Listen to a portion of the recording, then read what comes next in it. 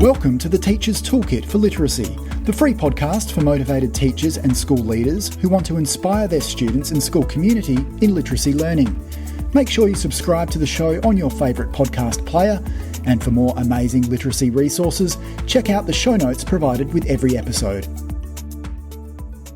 Hi, I'm Sharon and I'm host of the Teacher's Toolkit for Literacy. In every Toolkit episode, we bring you specific resources, tools, strategies, tips, techniques to help you in your job as a teacher of literacy. Firstly, we acknowledge and pay our respects to the Kaurna people, the traditional custodians whose ancestral lands we gather on. We acknowledge the deep feelings of attachment and relationship of the Kaurna people to country, and we respect and value their past, present and ongoing connection to the land and cultural beliefs. Welcome newcomers to the Facebook group and podcasts.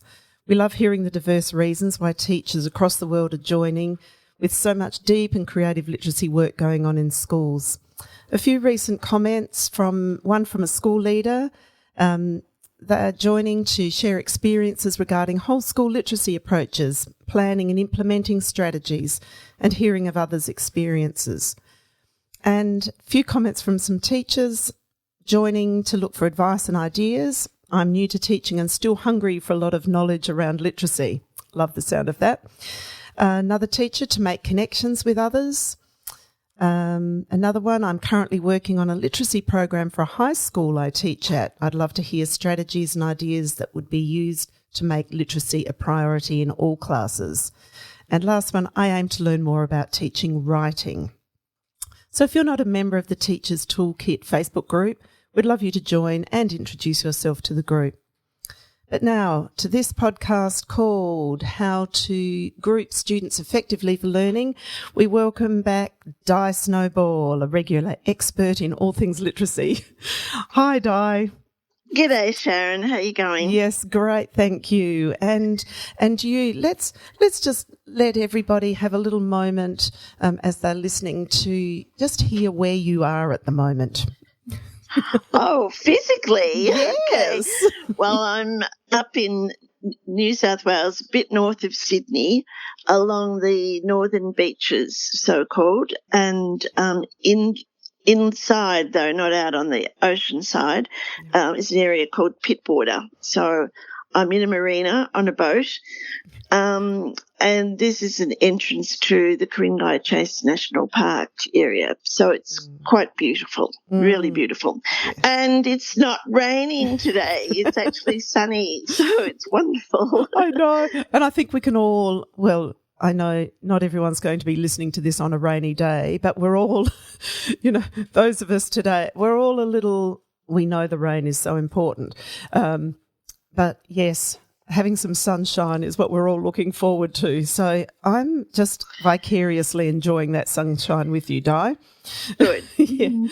All right. So today we're going to explore small group work and how we can.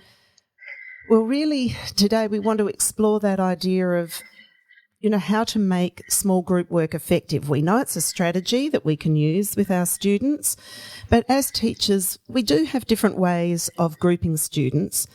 And even with lots of teachers that I talk to, they'll say that they don't always find the small group work effective that they're doing. So that's what we really want to chase down today. We're really wondering about how small group work can be effective and how we can maybe tweak what we're doing or think of group work in new ways to make it more effective.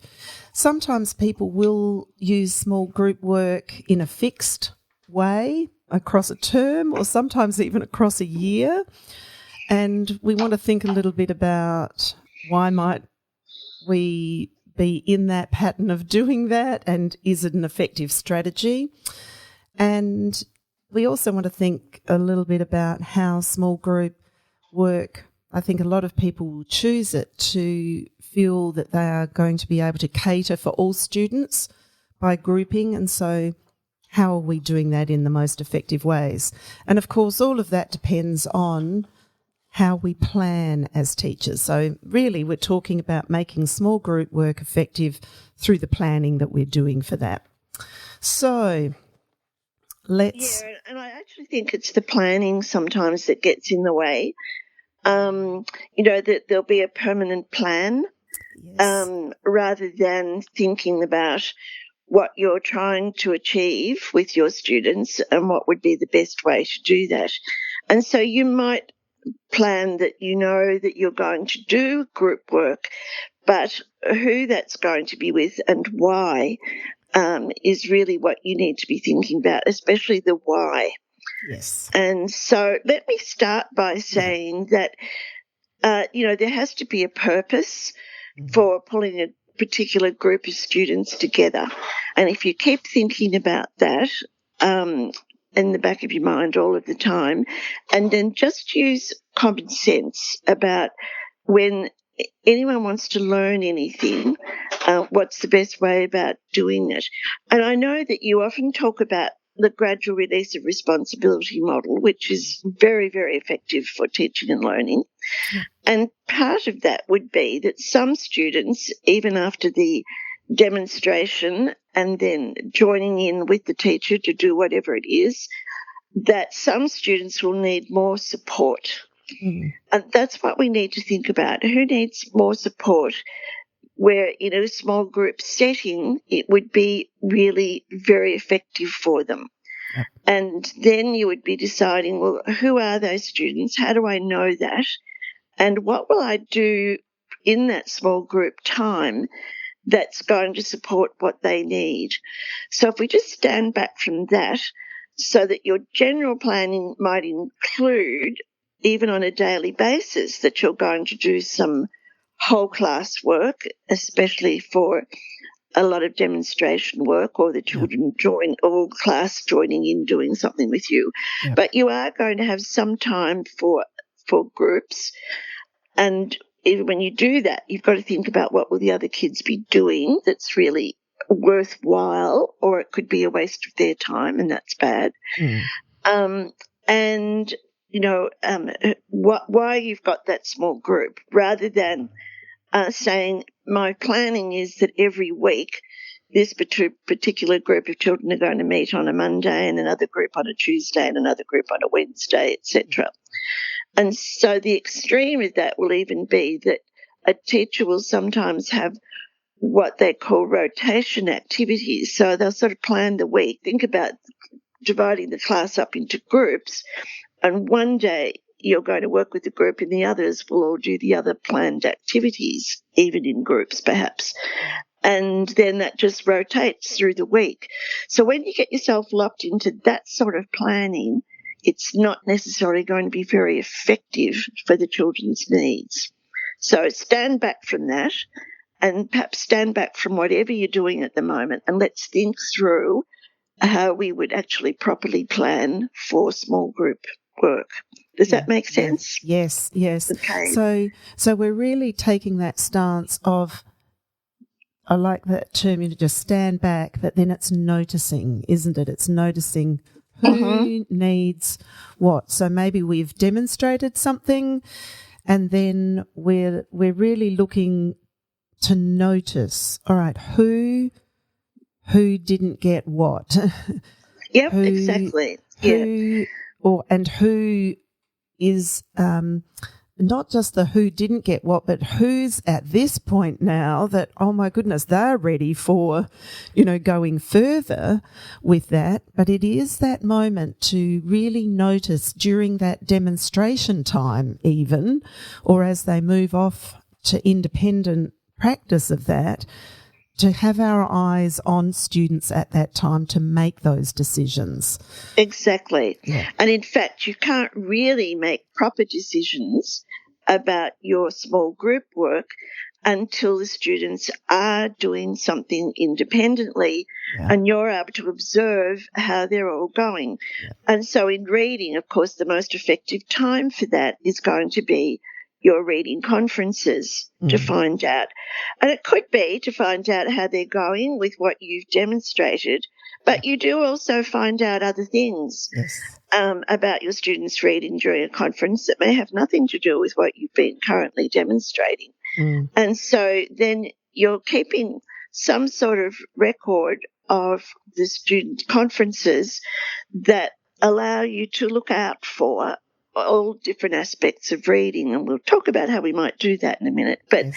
and then from that you can say, oh, well, this student, and this student need more help with blah, blah, some aspect of reading. And again, it might be what you've been demonstrating, and you're on the watch out for that. But it might be some other aspect of reading that you've noticed that a group of students need help with. So then you can actually plan, in this time I've set aside for group work in my day, that would be a good time to pull those students together to work on what I've noticed they need help with. And in fact, at the beginning of the year, it probably means there's very little group work that you can do because unless you know enough about your students to really know who would be better off in groups. And of course, there are some things too that you just know. Well, it is still based on something you know about your students, but I'm thinking even at the start of the foundation or the first year at school, that if you were aware of perhaps which students have not been read to at home or not been read to a lot at home, that you know they would benefit a great deal from being read to. Now, of course, you're going to read to the whole class. That's a given. Yeah. But if they've not been used to being read to at home, then small group work would allow all of the students to make comments and ask questions, etc., much more than they would if it was the whole class. And we do know that when students are read to at home, that one of the things they do with their parent or carer is actually interrupt the reading sometimes to make comments and ask questions. And, they feel safe about doing that because it's a regular thing they're doing at home. And it's that interaction with the book and the adult, that discussion or questioning, that's probably, well, it's as effective as just being read to. It's a very important part of being read to. And it's hard to do that with the whole class, but a small group, and you're going to specifically choose the books that perhaps those children have missed out on that have really almost taught the other kids to read to a certain extent, that you're going to choose those sorts of books that the children love joining in with. And we all know that the favourites of those, the authors like Eric Carle and Mem Fox and Pamela Allen and Pat Hutchins and John Birmingham, etc., those books that the children want you to read to them 100 times. So in a small group at school, they're going to get that. Of course, it would be wonderful if someone was also coming in and reading to those children individually. And, sometimes you can get outside helpers to do that, and boy, do they benefit. But as a teacher, it's doable to have small groups being read to. So that's a sort of, at the start of the year, you might say, well, I already know from, interviews about their lives preschool that I can see those kids are going to benefit from that. And I could start that from day one, perhaps. Yeah. But most of the time, unless you really know a lot about the students, because even if information is passed on from the year before, 6 weeks of summer vacation might mean they're not exactly at the same point anymore, particularly if they're younger readers. And so until you actually start to do some work with your students and that noticing, will you be able to form small groups to work with them? And it might be several weeks into the school year before you actually know what that is. And that's good because you're doing it for a purpose, not just because, I must have some small group work. Yeah. And I think it really highlights the importance of, I'll use the term data here, but using the right type of data. So by noticing, if we're noticing them in the act of reading or writing, then then we're noticing different things than if we're looking at maybe some data that's been handed to us from the year before, or an assessment that we've done that might show. I'm drawing on even things like, I know sometimes when I talk with teachers, they'll say, this group of students are together because in their NAPLAN data, it showed they all had trouble with this type of question. And so then we've got those children together, and so then we've sort of pulled a question from, a focus for all of these groups, when in fact it's actually what students are doing, as you said, in the act of independent action within reading and writing, that we really get to see the kinds of things. Like, we'd never pick up about, children, having a group where children are being read to if we were just looking at other types of data. No, it's definitely not. really looking at them in the action. I think that's a really important. It's purpose, and it's about what are we seeing them doing as they're engaged in reading and writing that can really, and that's really us knowing our students then. So I really love that point about we don't have to just group for grouping's sake. We really want to make it, this is the first part of making it highly effective, is that... That's right. That's what I was thinking of as you were talking. It's what's effective, what's really going to have an effect on these children's reading and writing. What is it they've missed out on, perhaps, that they need?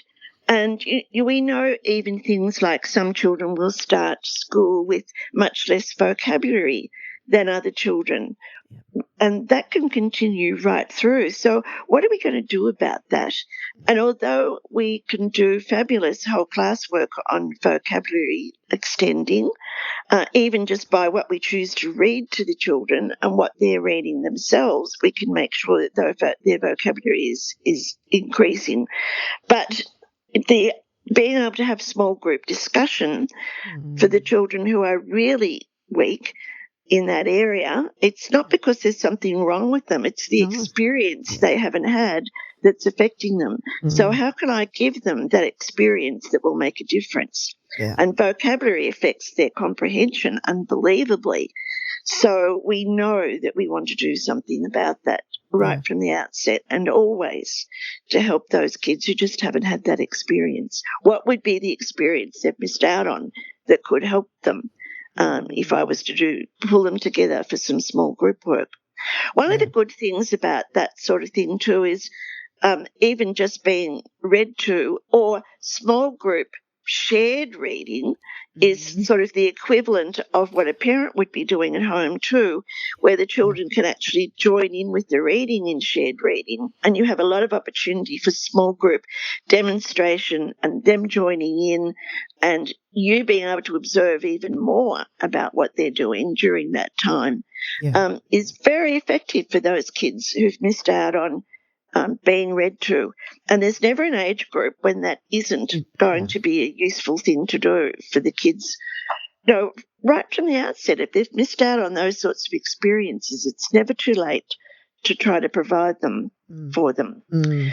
I was talking to some secondary teachers the other day who've got some children who are really struggling with reading, and therefore they don't want to read when it's independent reading time, because they know they're not successful at it, they're not doing what the other kids are doing. And to get to know them individually and form some small groups around reading to them, and this is reading to them perhaps something that the other kids can read independently, but they want to be part of that conversation about whatever's being read, and they can't, because they can't independently read that book that's, the in book at the moment or in series. So a small group of kids at secondary school who would be read to, or perhaps could even, if you had some copies of the text, could read along with, would help them then to be part of the conversation the other kids are having. And that's not a frustrating experience for them. It's actually an effective way to help their reading improve and to feel self-esteem because they can join in with the other kids. So it's always that what's going wrong with these kids, what's causing it, and therefore what could I do about that? And as long as we keep thinking that way, and it might be not because kids are having problems, but, some kids might be able to read something much more sophisticated than the rest of the class or something, and you want to pull them together for a discussion that you may not be able to have with the whole class. And that, again, a small group always allows every child to have a chance at saying something, but in a whole class situation, that's very difficult. So, I think it's common sense if you just stand back and let it be that way. Yeah.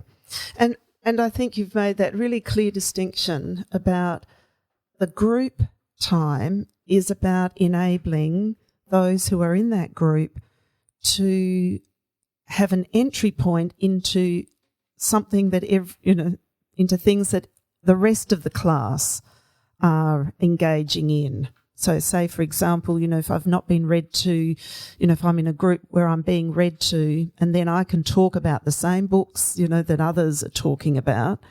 Yep. That's not taking them out as a group and going, okay, well, you can't do this, so we'll do some kind of intervention here to get them moving along, or some activity.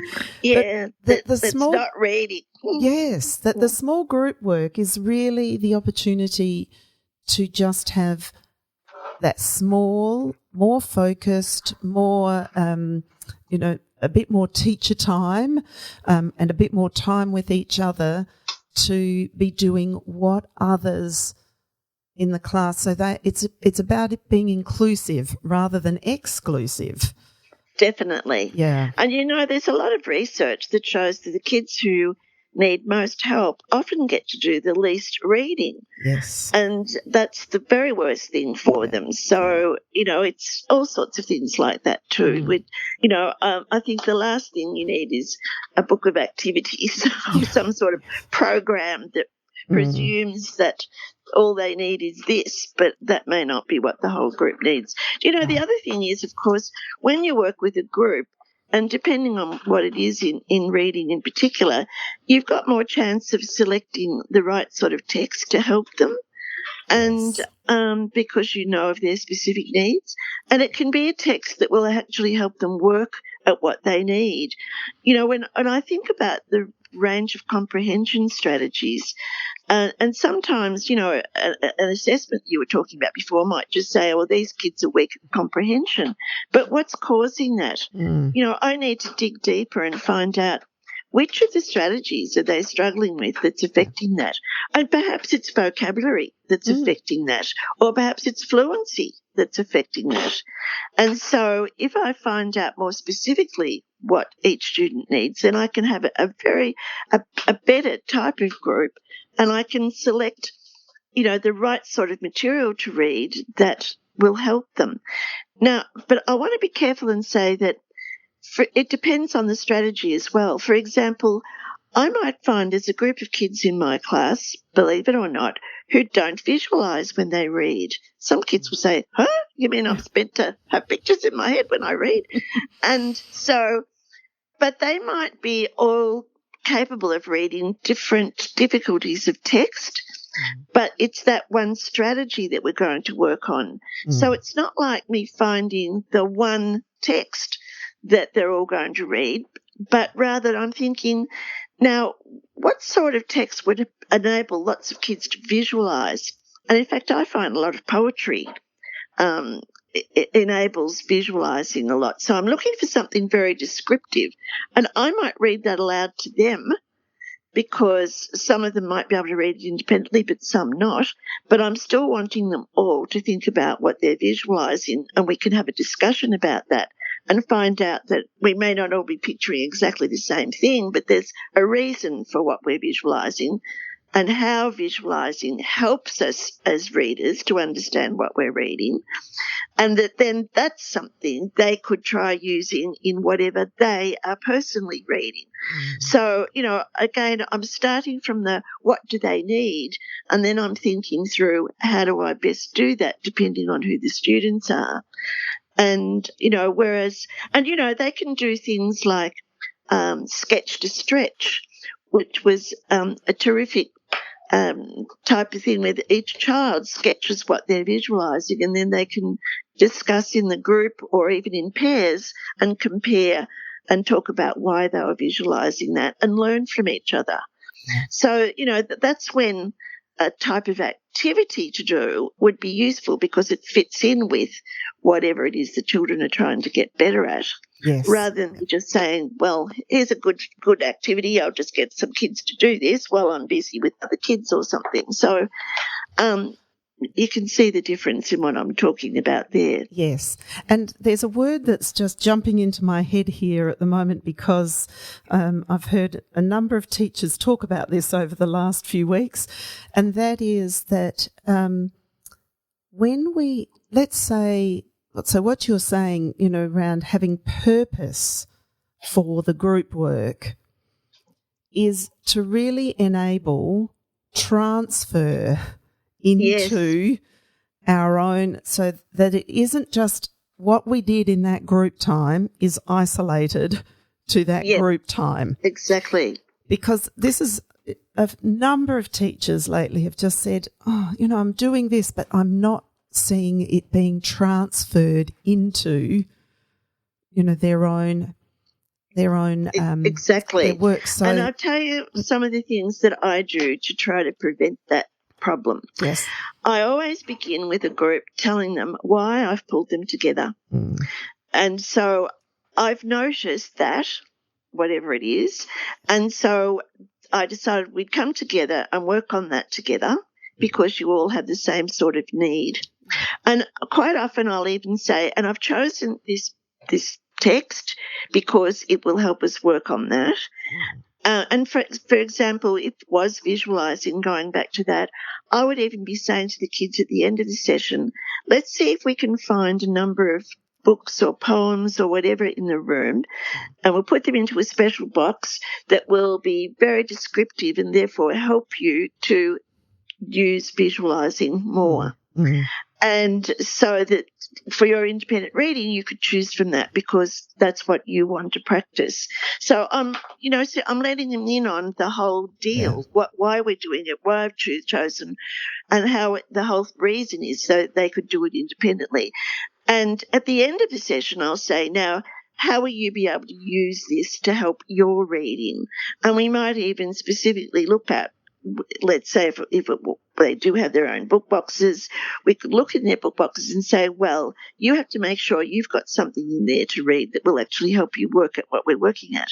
And, it can be quite different kinds of things. It might even be some kids are not reading enough nonfiction and we need to, work on that as a group and look at how you read nonfiction and make sure you've got some nonfiction books to read to practice that. It's a million types of things about, and look, I keep focusing on reading, but the same is in writing. If I've got a group of kids who are having trouble writing dialogue, which is very common, then I want to pull them together with some books written by authors who write a lot of dialogue and say, let's have a look, let's investigate at how those writers do that and why they do it, because it helps the reader to know this is when someone's speaking and this is who's speaking. Do they always tell us who it is? And if they don't, how are they able to get away with that?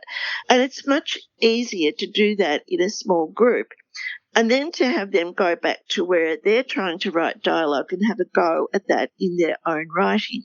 But again, I would say, I've noticed you're having trouble with this. Let's investigate it and then let's see how you go at trying that in your own writing. So there's that follow through, that transfer is going to happen, not just, well, here's a session, I've worked out what to do, but you don't even know why. And, and then it's not necessarily going to be suggested that they could do that themselves. And, I find even though you've done this work and you know the reason you've done it is for transfer, but if you don't tell that to some kids, they don't realise that's why you're doing it. Yeah. It's so that they can have a go at it themselves. So we've got to be very explicit about those sorts of things, I think. Yes, and that really, our small group work has got, it's a micro version, or it's a small group version of a workshop model, of a mini lesson with, that we would want them to have some independent practice. We're trying to release, responsibility to them, not just do all the teaching and all the demonstrating, but to have them involved in it as well, and then be able to immediately be able to apply that. So what have I got? Where's my writing? Where's my reading? Where can I start applying that now? And then as teacher, even in small group, I can already have eyes on them again. Exactly. Yeah, because in that small group, I did leave out one thing. While we're in the group, we're going to have a go at some together. Yes. And then say, now you can try this independently. And they could even help each other. The kids who are in that group know why they're there, and I would suggest to them, if you're having trouble, talk with another one of the people in the group and see if you can work it out together, or compare what you've done and see what happens. I do want to say, though, that there are some things where we're really talking about differentiation here, which is so important in effective teaching. There are some things where I really always should do in small groups. For example, when you're learning handwriting in the foundation in year one of the things that I can't do that with my whole class, because there's no way known I can be looking at how 24 kids or whatever are forming their letters. So I've got to have a small group with me to observe. I can't tell by looking at their writing afterwards whether they actually started that letter C in the right place. And that's one of the skills we know we want to teach them in handwriting. And so I'm definitely going to break the kids up into smaller groups, just because that's the only way I'll be able to see what they're doing. And there are a few things I think, particularly that beginning year. For example, when we assess kids at the beginning, we're finding out who knows the names of the letters of the alphabet and who doesn't. And if they already do when they come to school, why would you spend time with those kids making them learn something they already know? Yeah. And I don't mean that I would never do some whole class work, where I'm involving names of letters in some way, but I know that I'm going to have to do more work with the kids who don't know that when they start school. And I need to pull them together and, have some really focused time on what it is they need to build up very quickly. And again, that's why the small group might be more effective. I can really punch in with those few kids who need it and really, let them know that this is something that's going to help them a lot. Mm-hmm. And it's something too that I could perhaps even need to show their parents how they could help with this. Just because you're a parent doesn't mean you know what you're supposed to do with your kids before they go to school. So, there are some things like that. Even when it comes to teaching phonics or working with some kids on phonemic awareness, if I know that they already know something, do I need to spend more time with those kids, or would I be better off saying these kids need more help with this, let me pull them together to do it? Again, that's what's wrong with programs. If the whole class is just working their way through things, it's sort of like the kids who can do it, and those who can't still can't. You know what I mean? Yes. So they're so frustrating. It's such a waste of money. So just talk to us a little bit about, let's have a conversation about, you mentioned earlier about, what are the other children doing while we work with the small group? Yeah, that's very important. Yeah. And that's a very important part of your planning. And another reason why you may not be able to start small group work at the beginning of the year either, because, there's all sorts of things about management and kids learning, what the sort of the rules of the game are, if you like, in this particular classroom, about what they're supposed to do if they finish their work and all sorts of things like that. And one of the things that I really want to make sure I've got going is independent reading, because I know that if I'm working with a group, the very best thing the rest of the class could be doing in reading is more independent reading. There's never enough time for it anyway, and that would be the most useful thing for them to do. Now, of course, I have to think, and I mentioned you've got to get your independent reading going well so that the children at all ages have actually got something in their book box that they'd be able to go on with, or would know easily how to get something else to go on with. So if I can do that, that's really just number one. Yeah. But I am aware of children in their first year of school, perhaps even their second year of school, might not be able to go on doing that same task for a long time. So you might have the whole class, independently reading, and then I'm going to pull a group together for something, and I might need to change what it is the other kids are doing. But whatever it is, I have to think, is this actually going to help them as a reader? Because if not, it's a waste of their time, and time's precious. Yeah. So it might even be, now read to a partner, and they could read to you. You could swap over, because that's different, but it's still reading. It might be again with older kids, there's more variety as well, I think, that they can do independently. Like they might have interest groups like book clubs where they like to get together to talk about their reading, and that could be a worthwhile thing to do.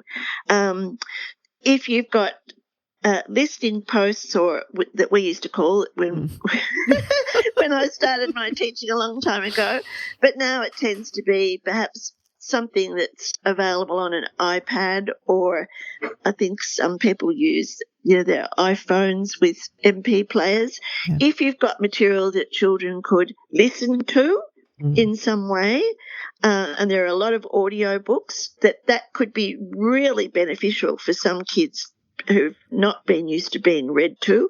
It's very beneficial for kids who are working on their fluency to listen to and read along with someone who's a really good reader, such as in audio books.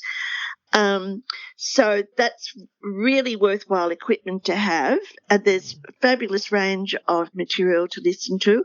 Even on something like YouTube, there's so many books that are there that kids could read along with, or listen to somebody else reading and watching the text as well. There's a huge number of those. And so all of those things are very readily things to do. And that's the thing, no matter what we're doing, how will it help their reading? Now, look, it could also be if kids, again, earlier kids, are at the stage of trying to make a one-to-one match with what you read and the print on the page, then I might have sentence strips that they put back together and point as they reread them.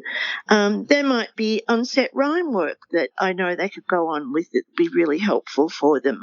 But whatever it is, if I think they could do this independently and it would help their reading, I do have a whole list of those sorts of things. And I know that you always provide lots of great resources for people. We could provide them with some things like where to go to for looking or reading along with, or what other sorts of activities are worthwhile. Yes. But it's the number one thing is it can't just be busy work. It needs to be something that will actually continue to help their reading improve.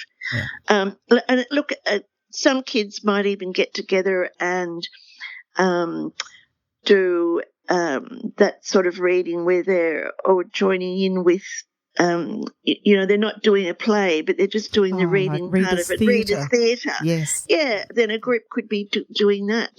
Or the rest of the class could even be in small groups doing that. And there's a lot of readers' theatre scripts online that are free, so that you can choose the right ones that the kids could easily read, because that could be different with different groups. So, it's just keep thinking, will this actually help the kids improve, and will they be able to go on with it without me? And what will they do when they've finished what they're doing? Do they know what to go on with so that I can stay focused on my small group? Yes, yeah. And I suppose that's the other thing is, how long we would dedicate to a small group time in a day anyway, or to that small group work. That's right.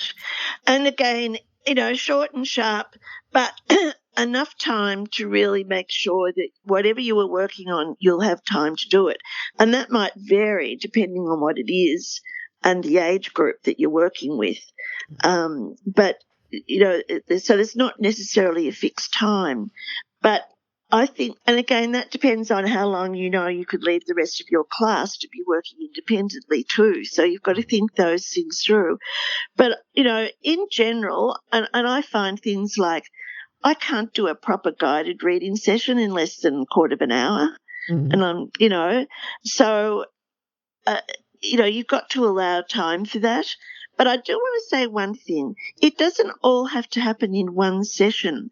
And I think there's too much, because I worked with you today, then I can't work with you tomorrow. I've got to go on to someone else.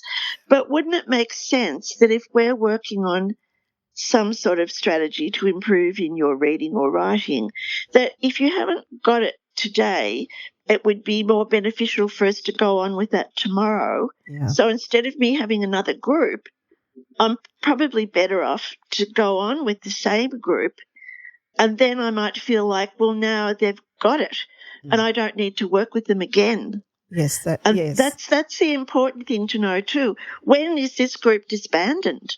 Yes. I don't need to keep working with this group. If I do, I don't think I'm choosing the right things to help them. That if I think, golly, we've been working together for 7 weeks as a group, 1 day a week, but they still haven't got it. What am I doing wrong? Yes. Yeah. Because the whole idea of the group work is to make them independent of me, and therefore they shouldn't need me if I've chosen the right text, the right group, and we're doing the right sort of work to help them be independent. Yeah, and it gets back to that transfer. That's where, it is, and also not planning so that, I've got this fixed thing for the term or the year. If you're really being effective, it's pretty rare that that's going to be fixed for a long period of time. So we just need to remain, it's us that need to remain flexible. Yes. We often talk about flexible groups, but it's the teacher who needs to be flexible about who she's going or he is going to work with. Yeah. Yeah. That makes sense? Yes, it absolutely does.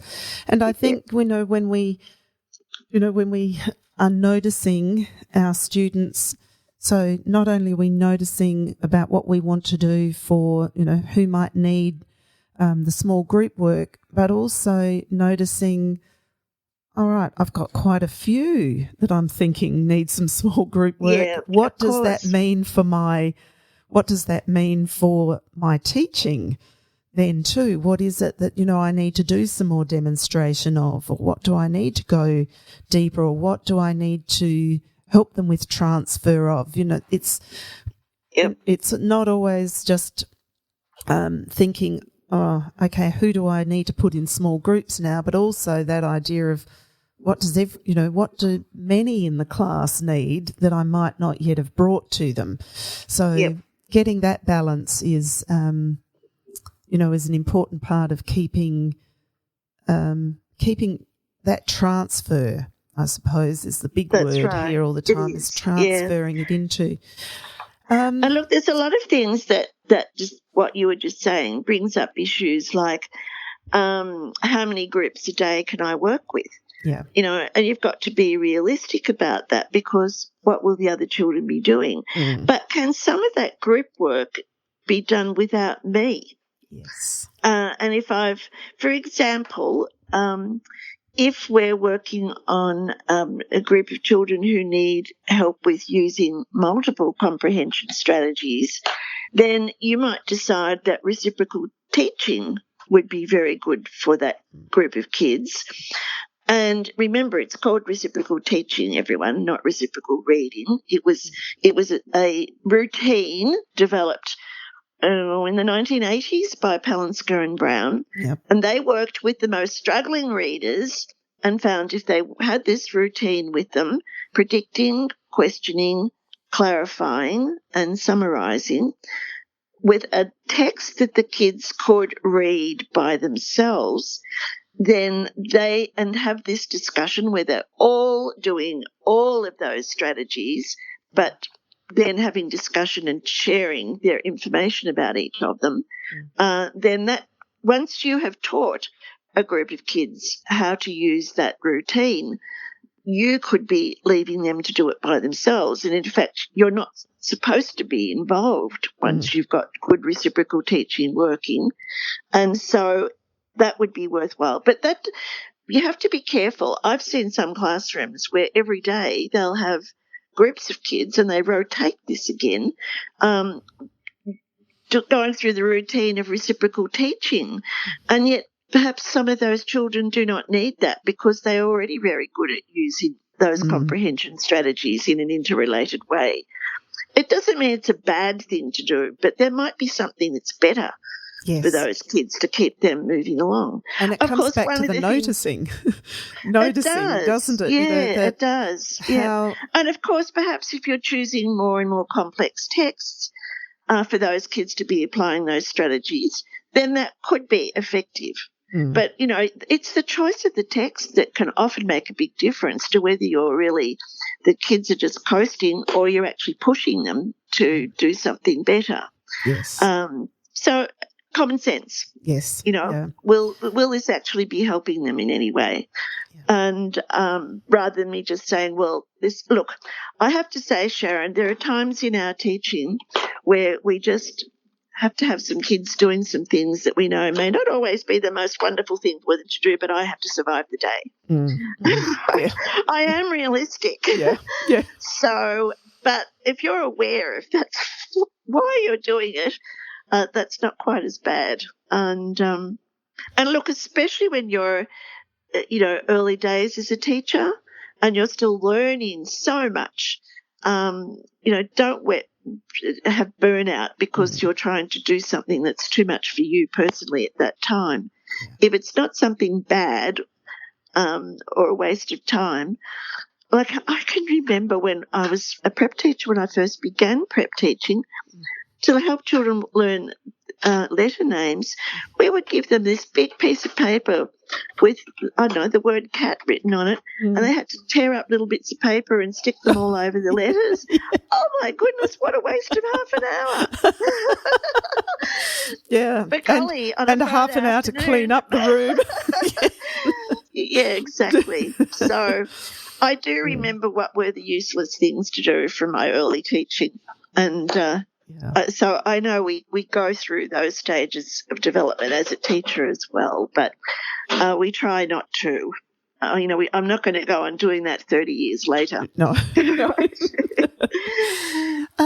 Now, one other thing that I think that teachers are often wondering about too is if I've got if I know that I've got a small group that, really needs some more help, one way of managing that is sometimes teachers will decide, I'll the support teacher in the room, I'll get the support teacher to work with that group.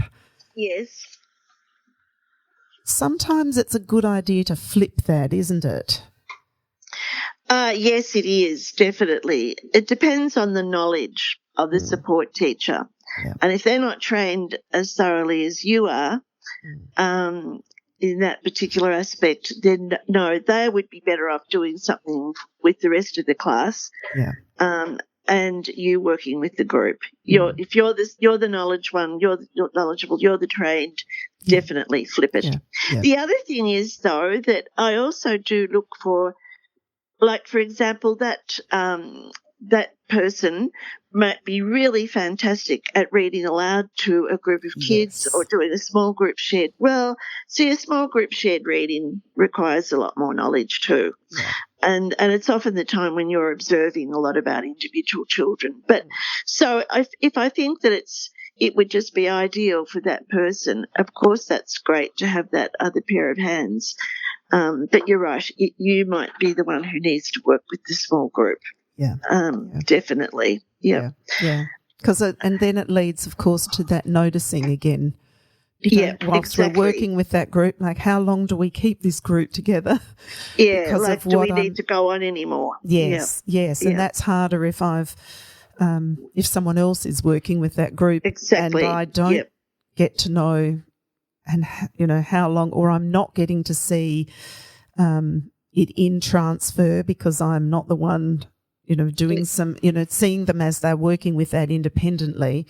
So so it's so much common sense. Yeah. And we mustn't also forget that individual work can be more important than putting all the kids into a group too. And one of the things that I have found to be very effective is to find, perhaps they might be parents or just like I know we've got a group of terrific men coming into one of the schools where I work that are from the local men's shed, and we team them up, in particular a man with a boy, to come in and read to those children. If they can do it more than one day a week, and then that is just so good in so many ways.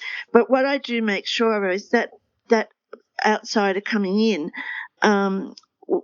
will be a good match personally, and also what I do is I actually give them a bag or a box that are this child's favourites. Like at home, they always want their favourites read over and over again.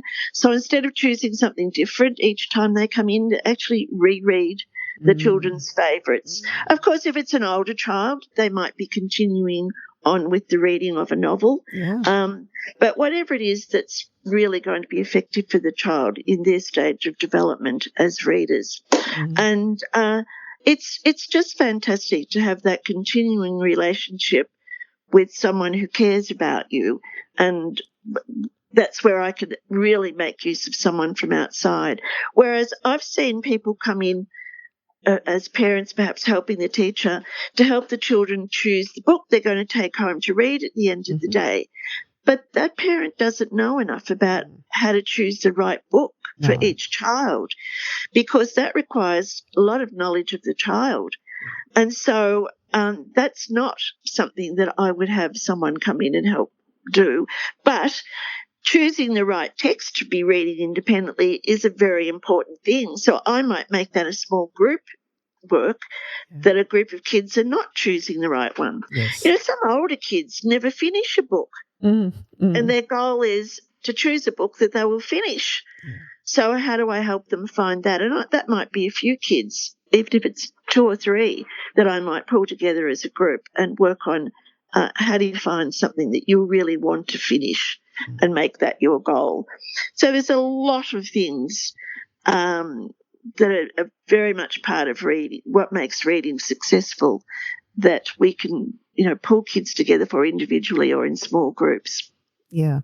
And that individual part, I think, is, is another strategy that we can feel pretty confident in doing as teachers as well, that once, let's say, our students are into their independent reading or writing, that when we rove the room and are noticing, there's still opportunities for that on-the-spot teaching, and that... Oh, absolutely. That there is so much power in just those few seconds that we might spend with a child, or that couple of minutes, and that I don't even need to orchestrate when am I going to plan for a group? What if I did something with that child right now that got them moving on in their independent work right there and then, gets them over that little hump. And so if we really acknowledge that idea that, yes, we can draw groups, but also our on-the-spot, just really the teaching continues way past the mini lesson. When people think the mini lesson is done, and it's only short, that time after that is, it's just a wealth of time whilst they're working independently too. Yep. The first thing I would do at the start of reading or writing time would be to do that roving type of conference, if you like, because I'm just going around and I know what the kids are all working at. So I can say, so how's it going? Have you chosen a non-fiction book to read today? Or, have you chosen something that will help you do blah, blah? Or, if you're trying to make sure that children are using particular strategies to work out an unknown word, how's that going? Show me where you're doing that. And, it can just be so quick to check in or to notice something and do an on-the-spot teaching, just like during a conference. Why say, well, I better form a group with that child? No, you might be able to teach them something on the spot. Yes. So never miss an opportunity like that, for sure. Yep. Yeah. Yep. So, Sharon, one of the other things that I was thinking about that helps teachers to do this sort of perhaps collecting the data, as you were saying before, that's not some sort of formal assessment, is I think it's really helpful to have a list of the sorts of things you might be watching out for in reading or writing.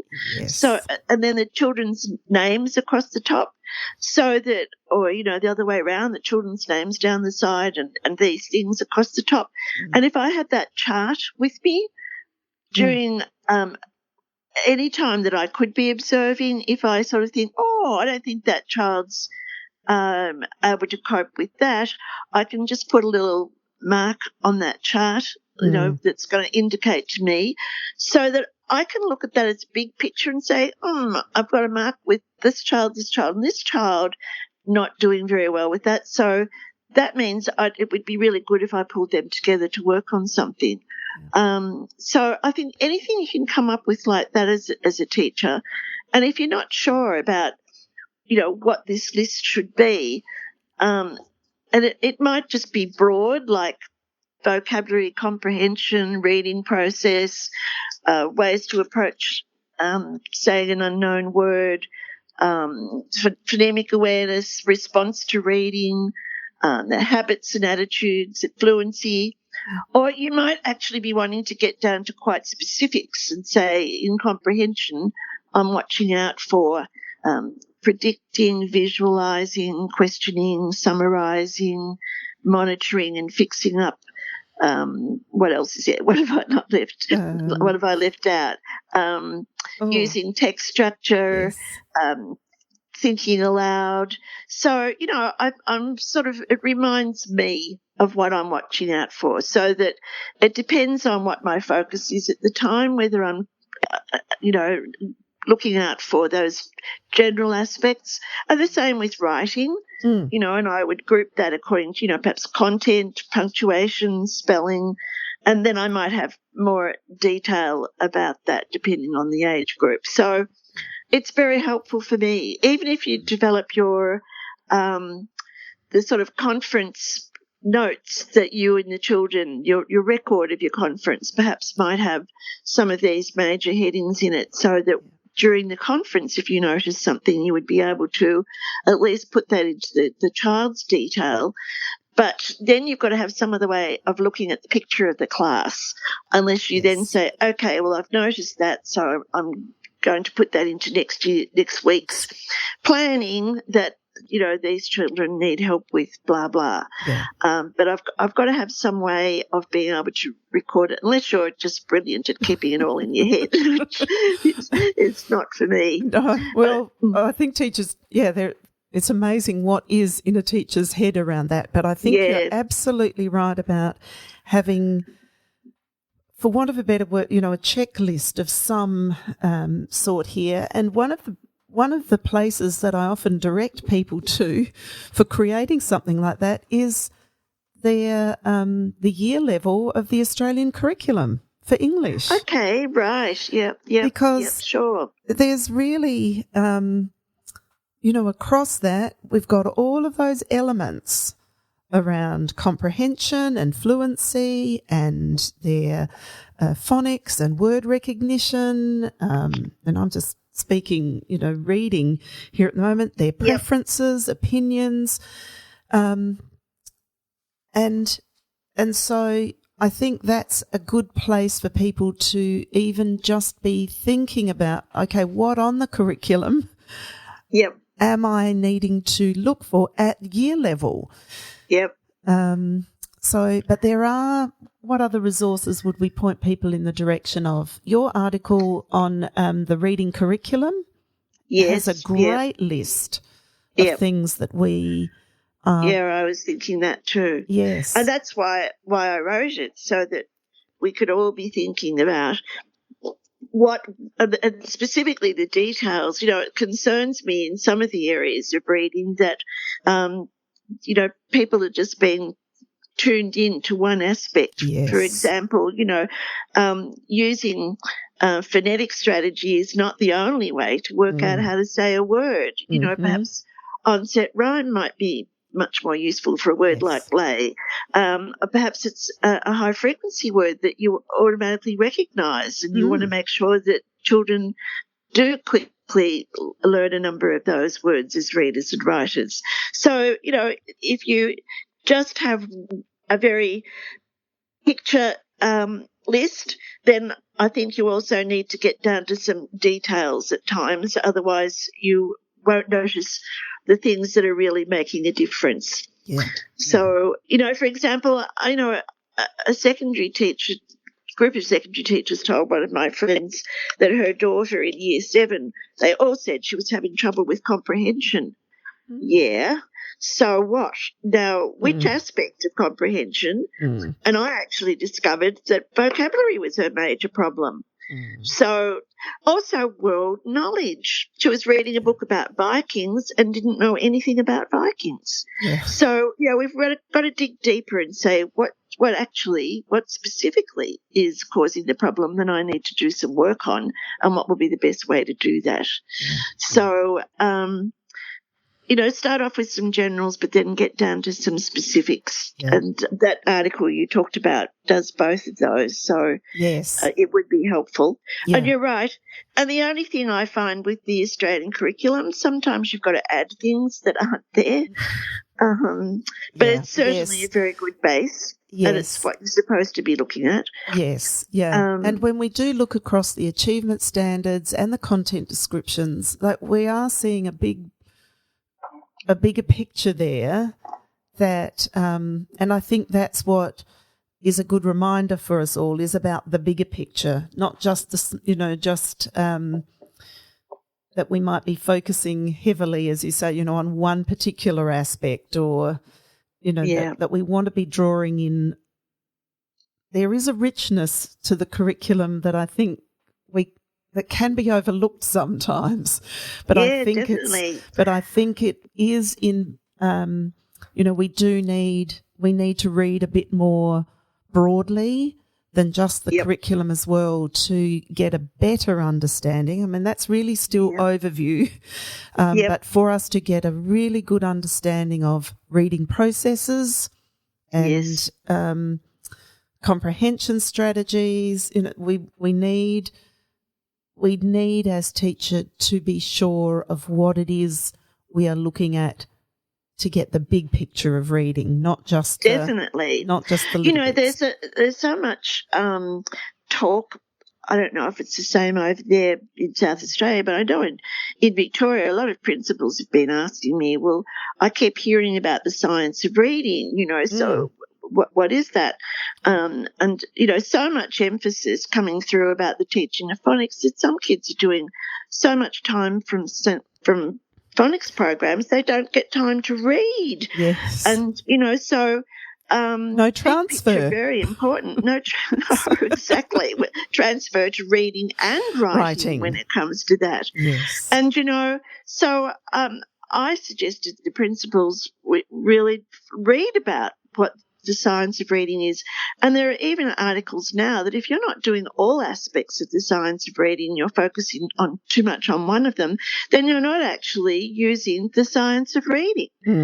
So, and of course then that was developed when the reading panel came out with the big five or whatever you want to call them in 2000. And so it's a long time ago. So now there are many articles about what that's now considered the simple view of reading, and that there are other aspects like the importance of motivation. Yes. Well, we've known for a long time that children who are motivated to read, and that's affected dramatically by having easy access to books they want to and can read, will dramatically affect children's reading development. And also self-monitoring, which is a major comprehension strategy. Self-monitoring and fixing up is now, we've known that for a long time too, but it's now considered a very important part of the science of reading. And metacognition, children being able to describe what it is they're doing as readers and how they're doing it. Well, goodness me, we've known about that for a long time too, but it's now actually considered a very important part of the science of reading.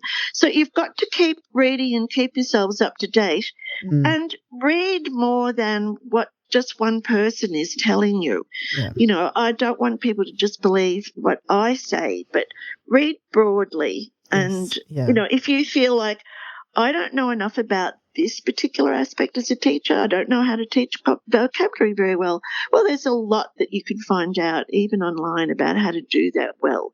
So keep building our own professional knowledge so that this group work is as effective as it can possibly be, is very important for us all. And I know, look, you're doing such a wonderful job with all of these podcasts and the resources you provide that's making it much easier for teachers too, Sharon, and you should be very proud of that. I'm serious. And a lot of teachers tell me how useful it is. And, they can tune into a podcast while they're driving to and from work in the car, you know. Yes. So it's making it easier to do. And then they can think of the transfer to their teaching. Yes. It's a two-way process, isn't it? Absolutely that. And that's what we really value, being in conversation with you, Di. You read widely, it's, you're bringing information from, you're never stuck on one resource, of one, view of things. Be. It's, and I think the other value here that we really want to acknowledge is that all of this is about, these conversations are always about lived experience with this. We're not saying to teachers, this or that because we read it somewhere, but because this is actually what we've done in classrooms. Exactly. If I read about something, then I think, I must have a go at that, and I'll try it out. And it's interesting sometimes too how a lot of things happened in the past that we've forgotten about. Like, I don't think there's nearly enough language experience work occurring as much as it used to be in the past. And that's another very good small group type experience to work with a group of children, particularly if they're struggling with reading at any age. To take them as a group and have a discussion about something. What you say can be written down and what's written down can be read. It's their experience, it's their language. Yes. So syntax and semantics and even the vocabulary being used are all part of that. So it becomes material that's much more something that they can read independently while they're learning a lot about words and language and so forth. So, we've just got ourselves another podcast. Well, I agree. I agree. It would be a fantastic podcast. Yes. And these days it's made so much easier with iPads. being able to take the photos and do the print, etc. Yes. So, yes. really worthwhile. Yes, Yeah. let's do that because, in and fact, by the way, I thought about the comprehension strategy that we left out. It's the most important, inferring. Yeah. Yes. And, I was showing a group of teachers the other day about the importance of learning about inferring from the time children start to read. And I'm sure Rosie's Walk is a book that's known by most people. If you do not look at the pictures and not just the words, then you cannot read that book because it's what's happening in the pictures that is the other part of the story, following the fox. Yeah. And all of the things in that book that you infer that the author didn't actually tell you because of what's in the pictures. And I would call it inferring. I'd say to the kids, when you see those little lines there that show that the rake is coming up and hitting the fox in the face, you're inferring that. The author didn't actually say those words that the fox did that, but you've worked out from the picture about that. And, often you don't know who's speaking unless you look at the pictures. And then you can infer, it must be this boy who's saying that, and it must be his mother who's saying that, because they're not actually saying in the text, said the boy, said the mother. So, it's very dangerous to say things like, don't use picture clues, because you may not be doing the most important aspect of reading, inferring to make sense. Yes. And, you can't wait till, year 3, now I'm going to start teaching inferring, especially in nonfiction. There is so much to infer by the connections between what's in the artwork and what's in the text. A rabbit eats lots of vegetables, and so then they have a diagram of carrots and lettuce and celery. So you have to infer that the rabbit eats those vegetables. How would you do that if you weren't actually looking at the pictures and the labels as well as the main text? So again, we've inferred that, because why else would they put those pictures into the text? Now, I'm talking about something very different from shared small group reading here, Sharon, but I just can't help myself. I was just going to say, don't hold back, small group work. That might be small group work that you need to do, having that discussion about what inferring is, and really getting that little group of kids talking about what they've inferred and how they've inferred it might be much more helpful for you to notice who's picking that up than if it's with a whole class. Yes, and it was the very thing I was going to draw us back to, is this really knowing what it is, the richness and the wonder of reading and writing that we really want to bring to our students, both in our whole class teaching, but in that small group, that opportunity to get those children into small groups to explore something further, not just because they're having trouble with it, but because they can grow further in it. Exactly. And the more that they're able to do, the more they enjoy the reading. Yes. If you're struggling, then it's not enjoyable. So our overall goal is to make it enjoyable for every child in the class at any age group.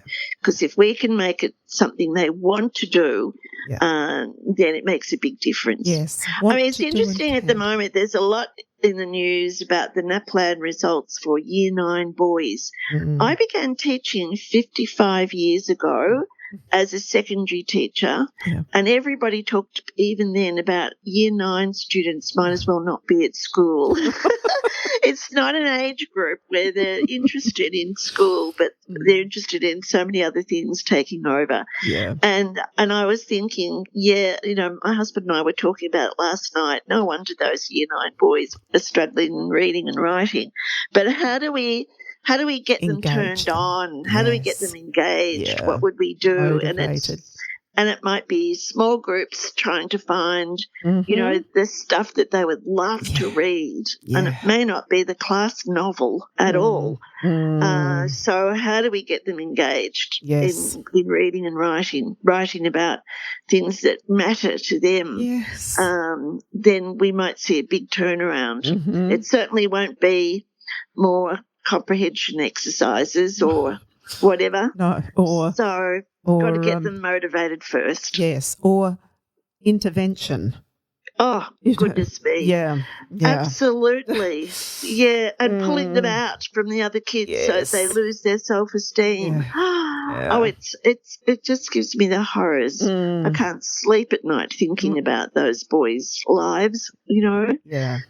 Not always boys, but, you know, keeping it enjoyable and something they want to do. Yes. So that, you know, it's not a pain. Yeah. We haven't quite got it right, have we, for them? You know. No. So no, there's work, work to be done. Someone will come along and say, "Oh, those boys must need more phonics." Yeah.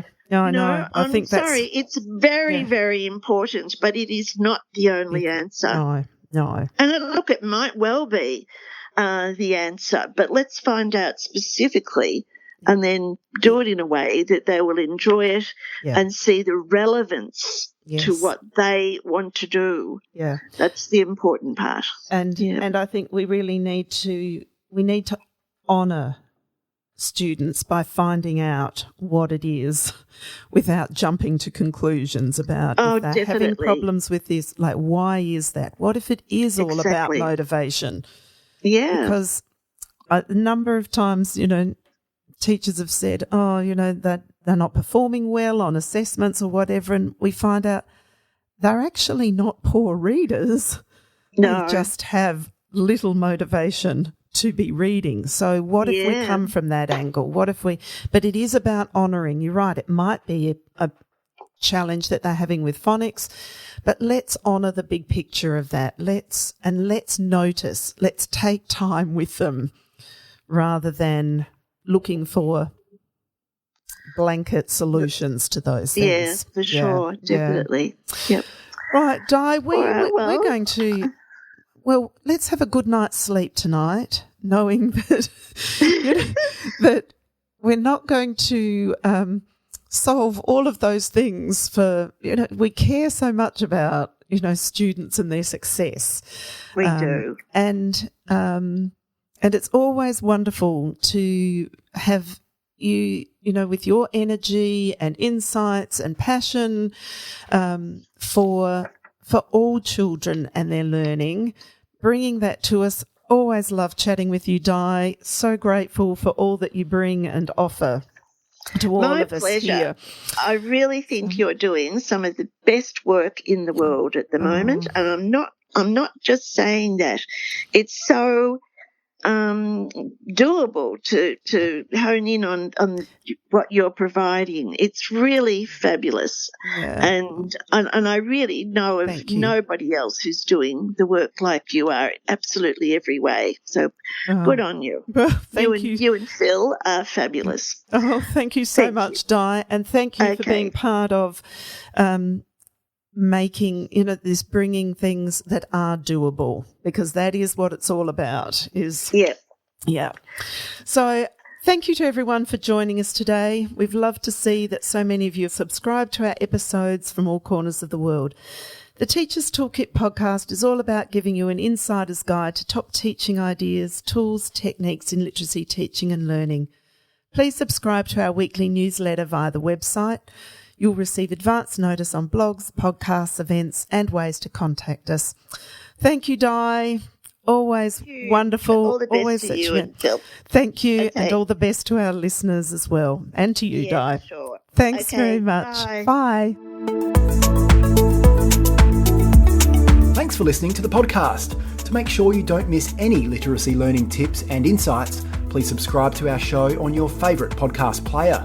At Q Learning, our literacy specialists draw on over 30 years of teaching and international consulting experience to deliver world-class learning solutions. We equip, empower and support teachers to become their authentic selves.